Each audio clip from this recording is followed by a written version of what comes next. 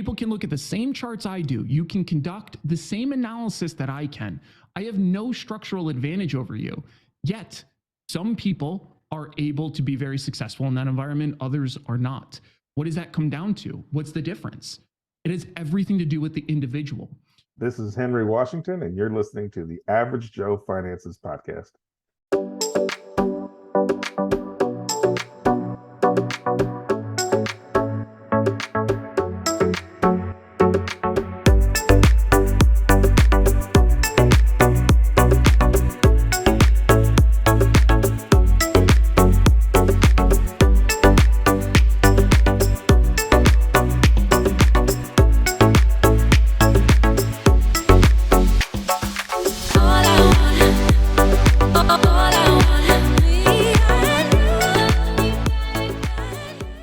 Watching this on YouTube, make sure you smash the like and subscribe buttons. If you're listening to our podcast, go leave us a 5-star review. All of our links can be found in the video description or show notes below. Hey, welcome back to the Average Joe Finances Podcast. I'm your host, Mike Cavagioni, and today's guest is Erik Smolinski.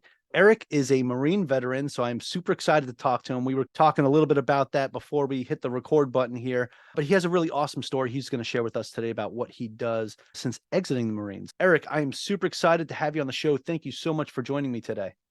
Yeah, brother. I'm stoked to be here. I had a chance to check out some of your episodes, and I think the kind of content you're putting out is like super useful for people genuinely. And I really like seeing different ideas being shared, exactly like we were talking about before we started, so that people can grab up little things from here and there and then figure out what works best for them. So yeah, I'm stoked to be here.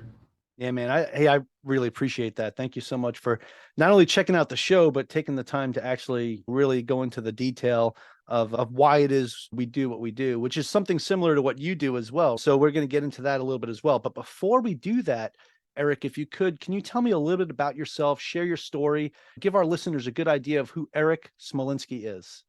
Yeah, for sure. So Erik Smolinski is essentially most people. Like, that's really what it comes down to. I grew up with a single mom. We were genuinely poor.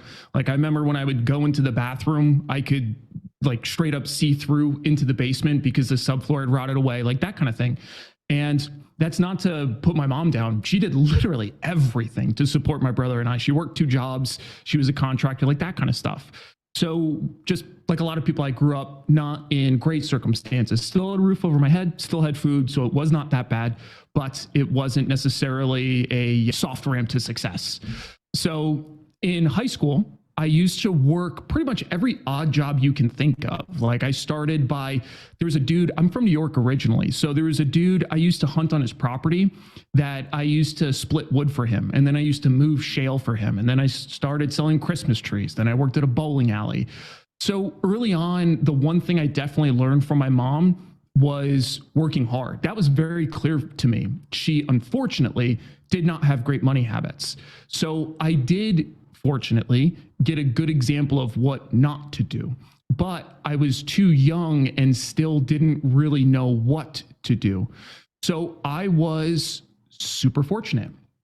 I was in junior ROTC, and that's like a military program in high school. And it's just not necessarily a ramp into the military, although I did go that way, but it's just to help people become better human beings, really is the way to think about it. And it uses the military architecture to do that. And he saw what I was doing. He knew my background. He knew my brother. And he essentially said, hey, like, you're talking about working on these jobs. What are you doing with your money? And I told him I'm saving it. Like, that's all I knew what to do. And he said, that's great. He's, are you investing? And genuinely speaking, never heard that term before. Did not know. This was back in 2007 when I was still in high school, and I didn't know what that was. So as soon as he told me that, I ended up going up to the library and I was flipping through books to learn about what this investing thing was. And I came across some of the very stereotypical things like compound returns, yada, yada, yada. And I was just like, wait a minute, this looks pretty interesting to me, because early on, I felt an immense pressure to figure out money because I saw how much my mom struggled with it. And I knew she had no retirement. That was clear to me because she was a contractor. Like, even as a young kid, that was clear to me. I found this investing thing, and one of the good things I found about growing up in like a broken household, at least for me, was that I was extremely receptive to information in coaching from just about everybody. So as I had these different mentors in my life impart like these little pieces of information to me, I would always start running with it. And that's exactly what happened with investing. As soon as I sank my teeth into it, it was an immediate obsession. So then if you fast forward from 2007, I literally have spent like 35,000 hours studying markets, trading markets.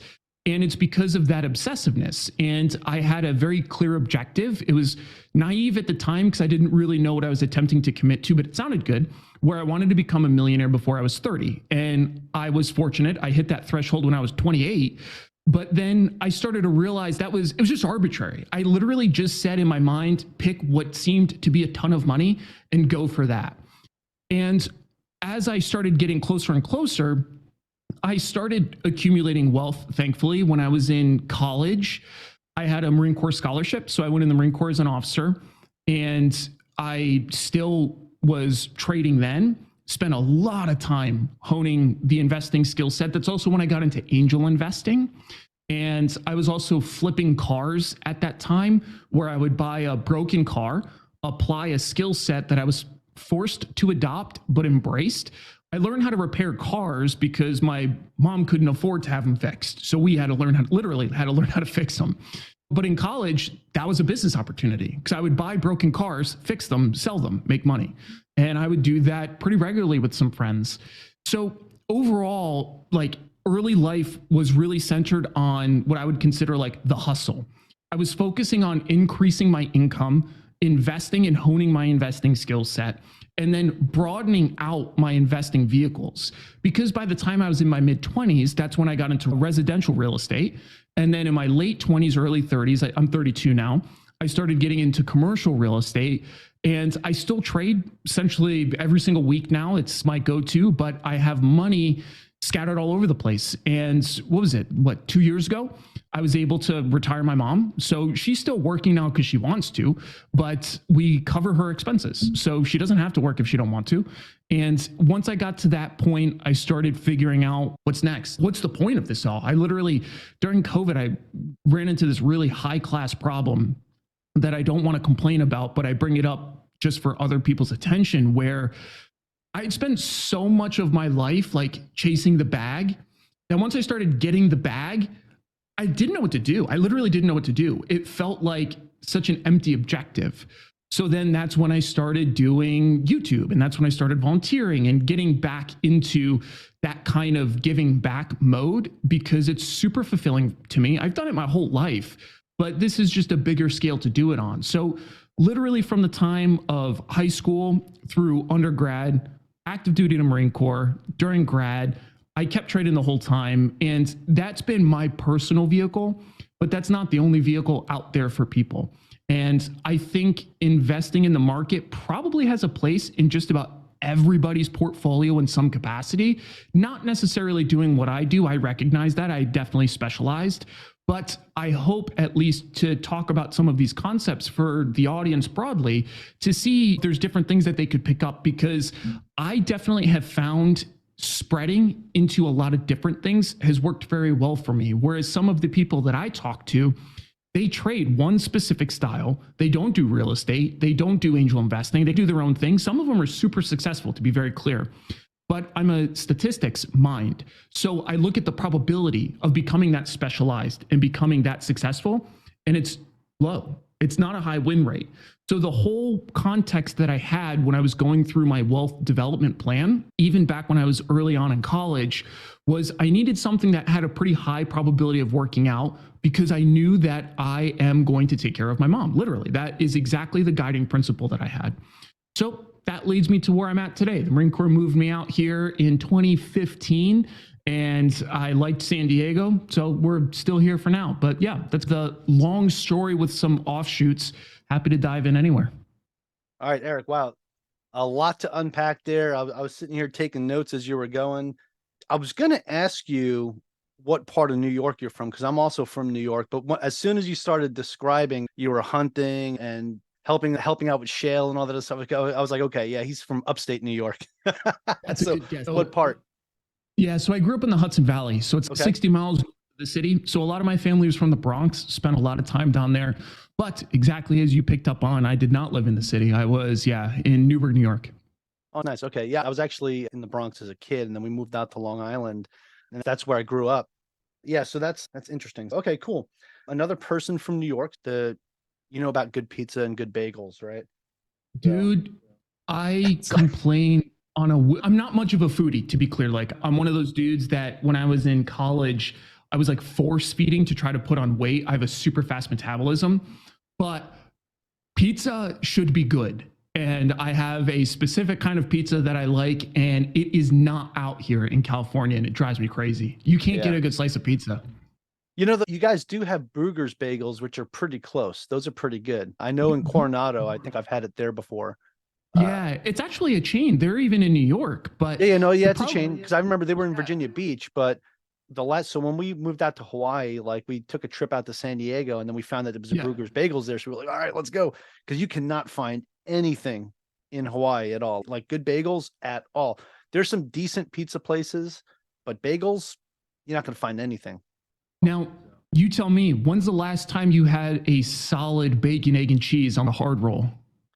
I don't eat bacon anymore. However, I did have a egg and cheese sandwich when I was in New York last November. So about a year ago. But yeah, that was about the last time. And then, of course, got pizza while I was there and some really good Chinese takeout. Yeah, that's definitely the stuff. Those are like the top three. Actually, no, I would say top four, as well as like any deli or bodega out there has really good sandwiches. So. Dude, yes. And it's, no matter what. And it's also funny because there's a lot of like corner store delis. It's like a convenience store, but almost all of them have a deli, which is, again, just another thing that's not out here. It's funny.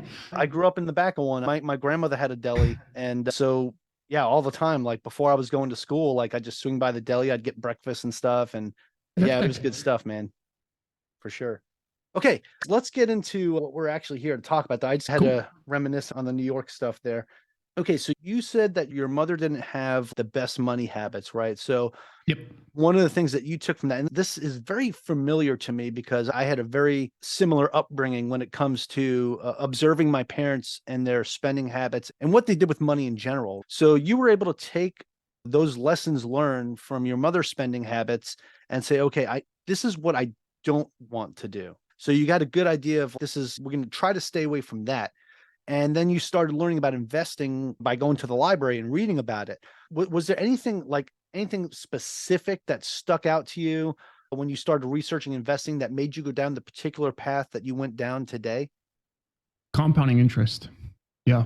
Once I started to realize even what a little bit of money could do, because I feel like one of the things that plagues a lot of people, especially if they don't have like excess savings, is they're crap. I have $200. What am I going to do with that? So then instead of starting to invest, they're like, whatever. I'll just go buy whatever with it. Or they're not really thinking about the power of even that $200.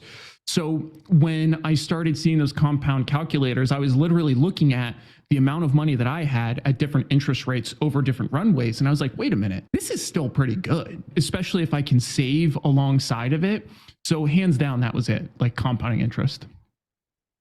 Yeah, for sure, man. Compound interest is like the number one thing that keeps me coming back. I don't care what it is you get into, whether it's investing in the stock market or real estate.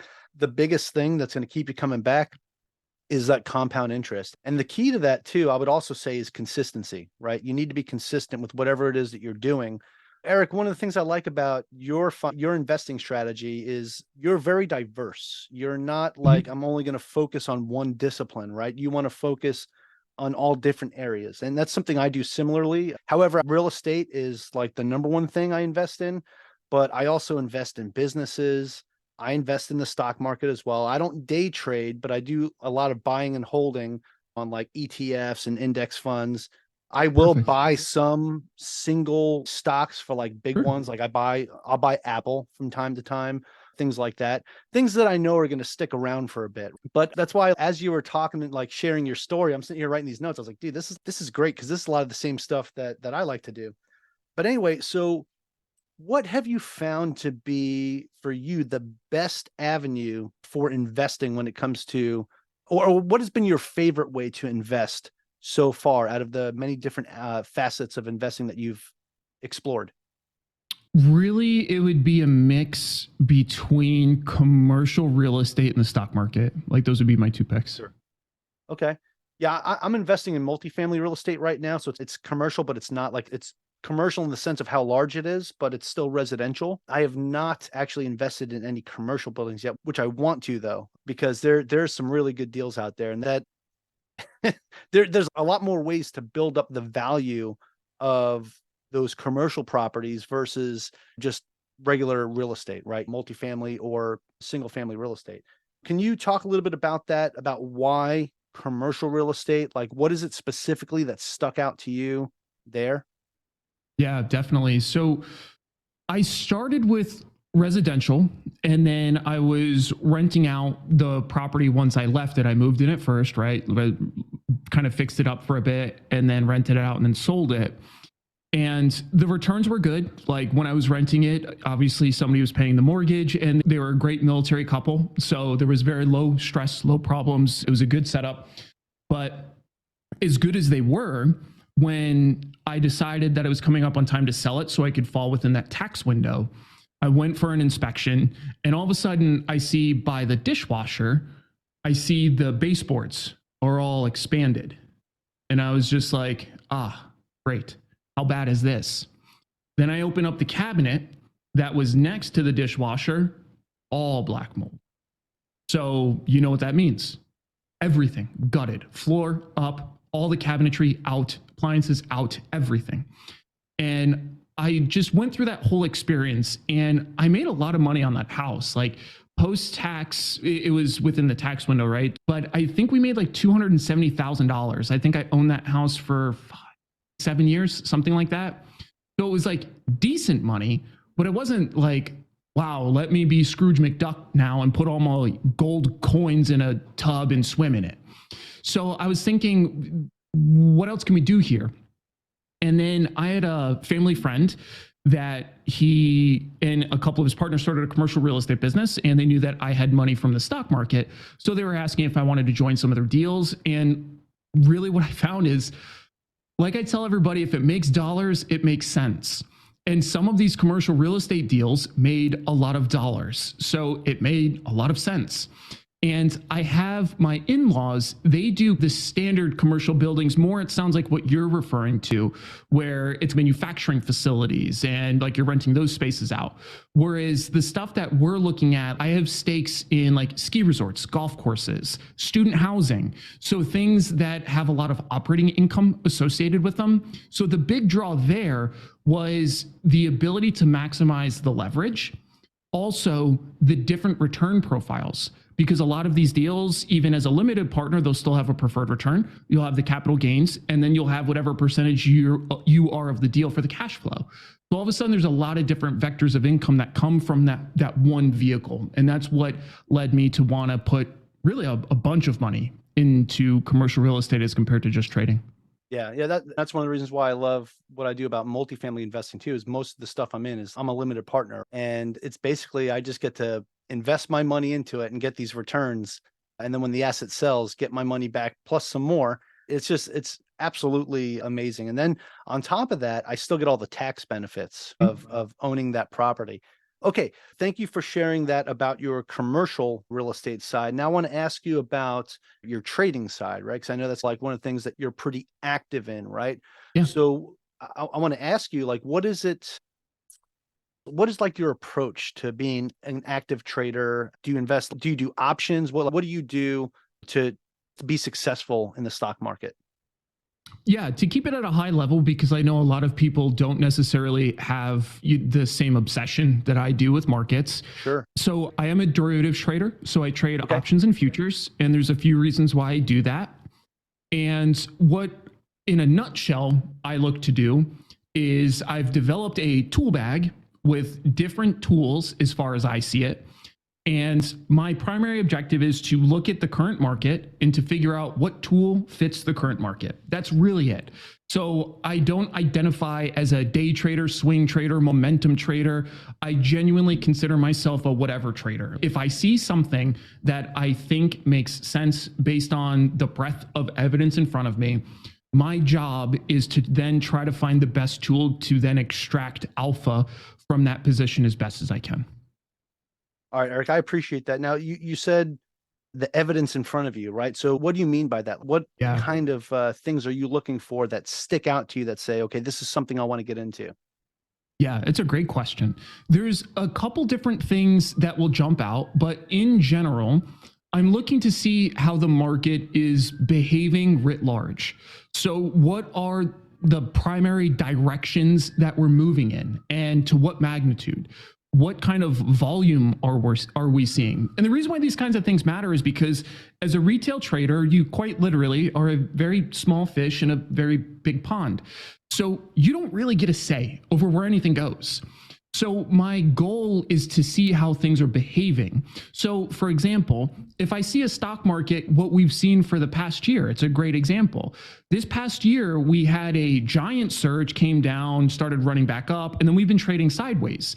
As I see sideways movement, my job is, okay, I'm seeing sideways on pretty strong volume. That means that the market is very indecisive. I'm going to apply strategies that apply to that kind of sideways market. Whereas in the beginning of the year, if I look at a chart, I can see massive one trending movement. So my job there isn't to say, oh, is this the bottom or is this the top? Let me try to get to the top before everybody else. No, my job is to say, this sucker's going up. I'm going to try to trade up with it until it stops going up. And then I will get out and go find whatever I'm supposed to do next. So in a nutshell, that's exactly how I'm analyzing the market at a very broad level. Obviously, there's a lot of specific details that go into kind of honing the timing of things, but really that's all there is to it. Sure. Yeah. So Erik, do you like really get down into the weeds? I know you just shared like the high level, but do you like actually look at some of the companies that you're investing in these options with? So I'll just say Apple as an example, right? Are you looking at, okay, when their sales reports come out every quarter, is that something that you're really paying attention to? Which I would think you are, but like how far into the weeds do you get on specific companies when it comes to what kind of options you're going to invest in? Yeah, that's another really good question. So a lot of the world of options trading is like the vast majority of my transactions, they would fall somewhere between 7 days and 40 days. That is my general holding duration, something like that. So if I'm trading for that kind of thesis, like you were just expressing, I would consider that to be a longer term thesis. If there's a company that I really like the long-term prospects of, and I want to speculate either with the underlying itself, the stock, or if I want to use options to magnify the returns, then in that case, I'm very interested in those kinds of things. I do want to know how earnings is going. And there are very clear things that I know matter for different time frame hypothesis. Same thing where if I'm trading something like Apple, it's so big now that I know the kind of moves it's capable of, right? If Microsoft wants to get on its bicycle and start making big moves, it's very difficult. They're giant companies. So a lot of that weighs into how I'm choosing to capitalize on something. But if there's a specific thesis, let's say a semiconductor company that I think is going to go off the handle with the advent and really the acceleration of AI, cool. Now that might be a longer term thesis. In that example, I'm very interested in the financial reporting for sure. A lot of what I'm interested in though is trends. So if there's something like Apple, where starting back on the 27th of October, it's essentially been on a tear, I don't care. I really don't care why, how, who, what, like none of it matters to me. What matters to me is which direction it's going and trying to follow that. I actually find that's one of the biggest issues traders adopt over time is that some of them, this is actually the beauty of being stupid, is I don't get caught up in a lot of those details. I really don't, because it doesn't concern me. My hypothesis on what the next iPhone is going to do could fuel a trade, but instead I'd rather just follow the broader trends. So for a lot of the shorter term timeframes, It's much more of following the trends. However, you develop a relationship with the products that you trade. So because of that, I find myself getting to a point where I already know how Apple is expanding its revenue because I've seen it for so long. So even though I might have a short-term position on it stemming from the end of October, I don't really care. I already have a lot of that background. So it's this really nebulous thing where there's a lot of artifact style knowledge that already exists that probably subconsciously imbues in a lot of the decisions I'm making. But in general, the level of analysis is going to depend on the duration of the thesis. Yeah. So basically, to sum things up, keep it simple, stupid, right? You apply the KISS Literally. method there, right? Because if you get a little bit, I guess if you get too deep into the weeds, you start second guessing your decisions, right? And for you keep it simple, you're like, okay, I'm going to follow the trend. If this thing's trending up, I'm going with it. If it's coming down, I'm getting out. Keeping it simple. So Yeah. I like that. So how can Uh, someone else like it? Let's say they're just getting into this now and they're like, hey man, I want to start investing the way that Erik invests. How can somebody else model what you do? Yeah. Well, the first answer is don't do that. I think the best possible thing somebody could do would be to switch over to buy and hold into an index ETF, low cost index ETF like the SPY. Every single month, you just buy the SPY and you'll be happy in the long run. And if over the course of that, you're like, man, like I'm really interested in this stuff though. I think I have the mind for it. I want to see if I can trade. Then in that scenario, I think the first thing you need to do is go to SSRN, which is like a local database for white papers and different studies, and become acquainted with the reality for the outcome of most traders, which is not good. The vast majority of them fail. And again, that's not to dissuade anybody from attempting it if they think they have the right mindset for it, but it is to preserve your capital. A lot of people just completely confuse and disassociate what goes into successful trading and this idea of easy money. So if you do want to try to trade, because you can make a shit ton of money, that is what it is. That's why I'm here. If you do want to try it though, I would start with buy, hold, index ETF, and what's called paper trading, which is where you are using fake money to try different things, to learn, to see if you have that natural inclination. And I get a lot of shit for talking about paper trading because everybody's always just, oh, that's not real money. You'll never trade it the same. I'm like, yeah, bro, I am super stoked that we don't think like that in the military. Imagine if we said, we're not going to train. Nobody's actually getting shot. Let's not bother with this. How awful would that outcome be?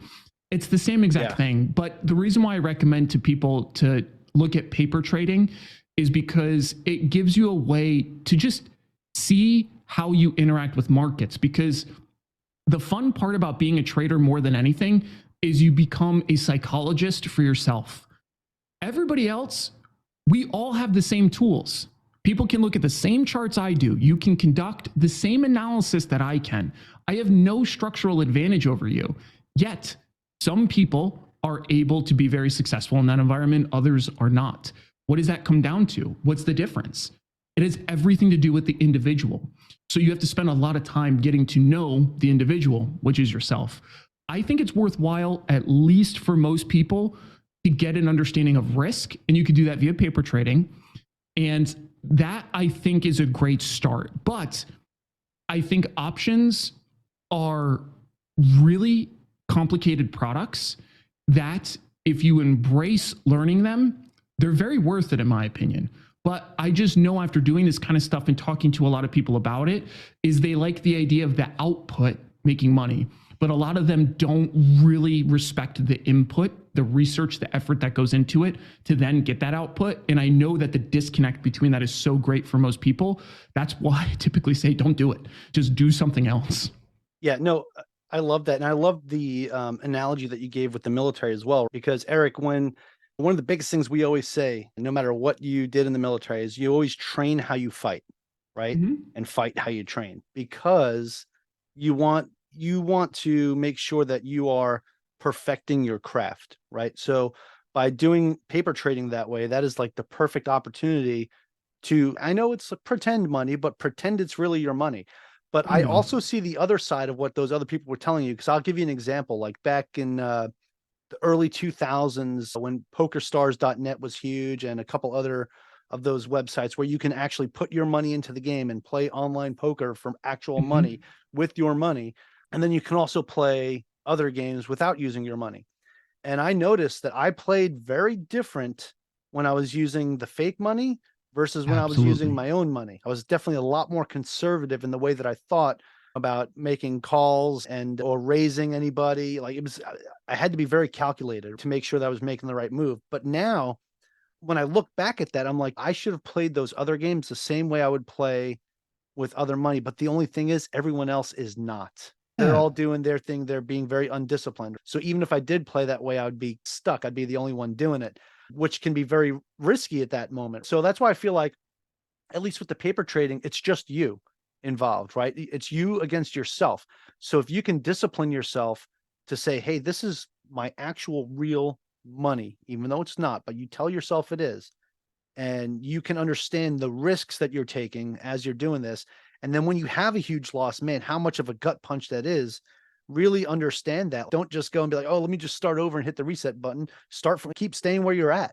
Build yourself back up. I think that's one of the biggest takeaways that I would say from that is it's only you against yourself. And I think you alluded to that as well, Eric, when you said the main person you need to focus on is you, right? You need to understand who you are, understand yourself, understand your own mentality. And I think that plays a big piece of this too, is your mindset, right? And actually, I want to ask you that, Eric, too, like how much has your actual mindset played into how you do your trading when it comes to options? Like, what is it like for you? I know that light bulb switch hit when you were reading about compound interest, right? When you read about that in the library. But what is it about your own mindset that keeps you, I would say, disciplined to trade the way that you trade? Yeah, that's something I've self-analyzed for a while, and I don't know the answer. I genuinely don't. I still remember even when I was in high school, my mom would have to strangle my brother to get him to do his homework. Meanwhile, I was in all honors. I wanted to do well. I would be at school trying to knock out as much of my homework as I possibly could so that I could get home, have just a little bit left to do, and then go outside and play basketball. Like, I just, that's the way my brain has been wired. And I genuinely don't know why. I really don't. My mom never had to threaten me or anything. Like, maybe that is part of it, is like I saw how my brother's existence was, and I was just like, nah, man, like, don't want to do that. Maybe that's what it is. But I find that discipline is the true expression of autonomy. And it's because we are riddled with subconscious processes. Our brain wants nothing more than to offload our processing to subconscious as much as it can to free up bandwidth for whatever the brain thinks is coming. But that leads to this read-write where you're just following the same program almost automatically. And almost anybody can identify with that. Like, at some point during the day, you just start doing something because it's a habit, not even because you really thought about it. And to me, that's when the subconscious mind is running the show more than the conscious mind. And to me, discipline is ensuring an alignment between what the subconscious mind is hinting at and what the conscious mind wants. So I'm always fascinated by that. And I study Stoicism a lot. I'm fascinated by it. And they talk about a lot of different kinds of language right now, man. Yeah, they talk about a lot of different kinds of habits that help you wrangle in that subconscious processing part of your mind. Same thing with a great book by James Clear, Atomic Habits. It talks about this exact kind of stuff. To me, discipline isn't something that just some people have. I think most people don't. I think everybody has it in them to become disciplined, but most people really prioritize the short-term payoff of sensation seeking at the cost of a long-term payout. When I think about the way that I've been able to create success, I've said it before, and I really do mean it. Like, I'm not the smartest dude around. I'm not, like, by any stretch of the imagination, but I am unbelievably consistent. When I choose to start something, whether I feel happy, sad, glad, tired, if it's time for me to do what that thing is, I am going to execute. That's it. There's no self-negotiation there. It's going to fucking happen. So that kind of mindset is what has led me to just look at the same studies thousands of times to finally start connecting the dots. I'm not smart enough to create my own indicators, but what I said is there's a bunch of them. Let me figure out which one works. And sometimes you got to look at the same one 50 times to finally start piecing things together. And all of that comes all the way back to consistency. And I think that's where the harmony exists between discipline and consistency. Yeah, dude, I absolutely love that, especially the tie into Stoicism there, Eric, because I listen to a lot of podcasts, right? Like when I'm driving and stuff, I usually always have a podcast on, but recently I've been listening to a whole bunch of, I've been putting like a lot of YouTube videos on Stoicism and just listening to that while I drive. And I'm not done with it yet though, but I'm reading Meditations, Marcus Aurelius's Meditations. And man, what an eye opener. And Stoicism to me has really helped me focus, helped me to say I need to focus on myself a little bit and the different things that I need to focus on and just the mindset I need to have to not let others' negativity affect me. And I think that's huge. That's one of the reasons why I believe mindset is such a big deal. And no matter anything that you do, whether you're investing, whether it's your job, your 9 to 5, whatever it is that you do, just do it good. Do it, be your best at it. That pays off in the end. And don't worry about anybody else. Don't worry about what other people are saying. Worry about yourself and worry about what you're doing. I get it all the time. I've got people that talk behind my back. I know it. I'm the black sheep of my family because I focused on my success and trying to make things happen. Similar to how you said you saw how your brothers were in school. Your brother had his stuff going on with school and your mom had to wrangle him in. I also observed how my siblings were and everything else that happened with them and said, man, that's not what I want to do. I want to do my own thing. And I think that's huge, man. So I really appreciate that aspect and you sharing that. And it's a great tie-in to what I want to get to next. It's the final round. It's where I'm going to ask you the same 4 questions I ask everybody that comes on the show, but it gives us a good peek into your mindset and how you are when you're under a little bit of pressure. So Eric, if you're ready to go, we will get that party started now. Ready. All right, he's ready. So first question of the final round, Eric, for you is, what's the biggest mistake you've ever made when it comes to your finance or business life? Not taking more risk. All right. Short and sweet. I love it. Can you elaborate a little bit on that though? Like what is it about not taking risk that you think has affected you? I think because I grew up in such a money constrained environment, I spent a lot of time like pulling things in, and I was so scared of losing a little bit of this to win a little bit of this. That is a non-growth mindset. It is what it comes down to. And I don't blame myself for it. I don't, but I understand why it was, because I wasn't at a healthy financial level to feel even confident that I could exist, right? Like I sometimes didn't know when we were going grocery shopping. So that leads to this really scarcity oriented mind. And I think though, once I got to a point as a young professional that I knew that those needs were met, I should have been taking way more risk, especially in my early 20s, because it took me too long to break out of that and to switch that mindset. Sure. No, I appreciate that. And again, it goes back to mindset, man. Mindset's such a big thing. All right, Eric. So this next question kind of ties into that one. And it's, what is something that you've learned that you wish you knew when you first started out? Take more risk. You can't use the same answer. Fine. I think when I was first starting out, developing a little bit more of a defined roadmap, especially for trading. I spent the first 4 years doing what everybody does, trying this, trying that, not really tracking anything. So you have nothing to show for it. And then at one point you're like, wait a minute, the market's starting to do this. What works better? Guess what? I don't fucking know, because I was an idiot and I wasn't tracking anything. I had no direction to what I was doing. So I think that doesn't limit to trading though. I find the same thing with real estate. I have a lot of deals now that get brought to me. And if I have an effective roadmap on where I'm going, okay, I need an income deal for this time period. I need a cash deal to feed that income deal. All of a sudden you can put together this beautiful picture of compounding interest that literally feeds itself. So I think having more of a roadmap and taking the time to develop it would be the answer to the second question. Okay. Yeah, fair enough. I appreciate that. You definitely set yourself up and build that roadmap so you could follow the quote unquote yellow brick road. Okay.